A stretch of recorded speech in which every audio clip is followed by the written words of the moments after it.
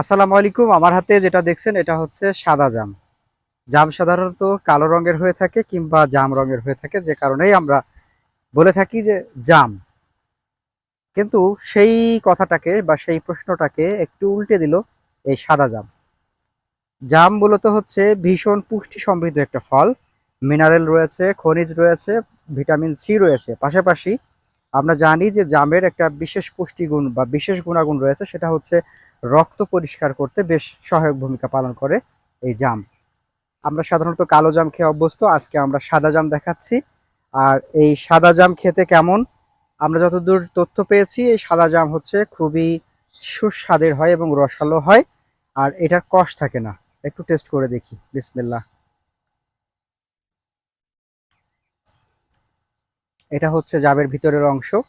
এই জামের বিচিও সাদা এবং পুরা অংশটা হচ্ছে মাংসের যে অংশ সেটা বেশি, বিচির অংশটা কম। বাণিজ্যিকভাবে এই জাম চাষের একটা বিশাল সুযোগ রয়েছে। এছাড়াও আপনাদের যাদের শখের বাগান রয়েছে সেখানে একটা গাছ রোপণ করতে পারেন। আপনাদের যাদের ছাদ বাগান রয়েছে ছাদ বাগানে আপনারা চাইলে এই সুন্দর সাদা জাম রোপণ করতে পারেন। অসংখ্য পরিমাণ ধরে, আর যেটা দেখতে অনেকটা সাদা আঙ্গুরের মতো। ধন্যবাদ।